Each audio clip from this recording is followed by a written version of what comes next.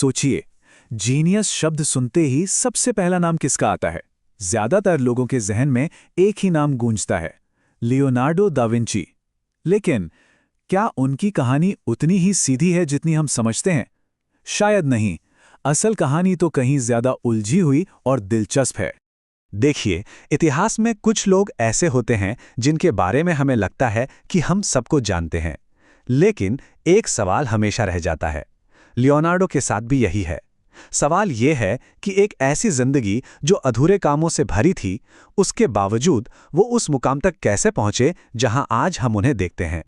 आमतौर पर यही माना जाता है ना कि लियोनार्डो तो पैदाइशी जीनियस थे, जैसे ये टैलेंट उन्हें बस मिल गया हो। लेकिन सच्चाई, जैसा कि अक्सर होता है, इससे बिल्कुल अलग है। उनकी जो कमाल की प्रतिभा थी, वो असल में उनकी कमियों से, उनके अधूरेपन से निकल कर आई। और यही बात उनकी कहानी को इतना असाधारण बनाती है। तो फिर सवाल उठता है कि उनकी इस जबरदस्त प्रतिभा का राज क्या था, और इसका जवाब हमें उनके बचपन में, उनकी शुरुआत में मिलता है। बात है साल 1452 की। विंची के पास एक छोटा सा गांव जहां लियोनार्डो का जन्म हुआ। उनके पिता एक जाने माने नोटरी थे, लेकिन उनकी मां कैटरीना कौन थीं, कहां से थीं, यह हमेशा एक राज ही रहा। और सबसे अहम बात, लियोनार्डो का जन्म शादी के रिश्ते से बाहर हुआ था। अब सोचिए 15वीं सदी का समाज। उस जमाने में ये एक बहुत बड़ी बात थी। इसी एक वजह ने उन्हें समाज की मुख्य धारा से एकदम बाहर, हाशिए पर लाकर खड़ा कर दिया। और शायद यही बाहरी पहचान उनके बिल्कुल अलग नजरिए की वजह बनी। लेकिन कहानी में ट्विस्ट यहीं आता है। जिसे पूरी दुनिया एक कमी, एक नुकसान मान रही थी, वही चीज उनके लिए सबसे बड़ी आजादी बन गई। उनकी पढ़ाई लिखाई को देखिए, बहुत ही मामूली थी। बस पढ़ना लिखना और थोड़ा बहुत हिसाब किताब। उन्होंने ना तो लैटिन सीखी और ना ही ग्रीक। अब उस जमाने में ये कोई छोटी बात नहीं थी। मतलब उस दौर की सारी बड़ी बड़ी किताबें, सारा ज्ञान तो इन्हीं जबानों में था। बाद में चलकर उन्होंने खुद को इसी नाम से पुकारा, ओमो सांझालेतेरे, यानी एक ऐसा इंसान जिसके पास किताबी ज्ञान नहीं है। लेकिन ये कोई शिकायत नहीं थी, बल्कि ये एक ऐलान था।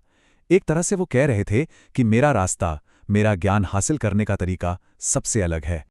तो जब किताबों की भाषा का दरवाजा बंद था, उन्होंने क्या किया? उन्होंने पूरी दुनिया को ही अपनी किताब बना लिया। जैसे एनाटॉमी को समझने के लिए वो लैटिन की भारी भरकम किताबों पर निर्भर नहीं हो सकते थे, तो उन्होंने सीधा रास्ता अपनाया। उन्होंने सीधे इंसानी शरीर को देखना और समझना शुरू कर दिया, एकदम डायरेक्ट। बस यहीं से उनके लिए पूरी दुनिया एक स्कूल बन गई, और कुदरत उनकी सबसे बड़ी टीचर। और वो सिर्फ देखते नहीं थे, वो सवाल करते थे। हर चीज पर सवाल। पानी में भंवर क्यों बनता है? ये पक्षी हवा में उड़ते कैसे हैं? हवा ये कभी रुकती क्यों नहीं? या फिर पेड़ों की टहनियां एक खास डिजाइन में ही क्यों उगती हैं? मतलब उनकी जिज्ञासा का कोई अंत नहीं था। और इसी देखने और सवाल करने की आदत से उनके जीवन का सबसे, कह सकते हैं, क्रांतिकारी सिद्धांत निकला। उस जमाने के लिए तो ये बहुत खतरनाक भी था। सिद्धांत क्या था? पहले देखो, फिर सवाल करो, और उसके बाद ही किसी चीज पर यकीन करो। सीधी सी बात है। उन्होंने सुनी सुनाई बातों को चुनौती दी और कहा कि जो मैं अपनी आंखों से देखूंगा वही सच मानूंगा। लगभग 14 साल की उम्र में वो फ्लोरेंस पहुंचे और आंद्रिया डेल वेरोचियो की वर्कशॉप में काम करने लगे। अब ये कोई मामूली आर्ट स्टूडियो नहीं था, ये तो एक मेकिंग लैब जैसी थी। यहाँ उन्होंने पेंटिंग के साथ साथ मेटल का काम, केमिस्ट्री, इंजीनियरिंग सब कुछ सीखा। और यहीं उनके दिमाग में ये बात घर कर गई कि भाई आर्ट और साइंस को अलग अलग करके क्यों देखा जाता है।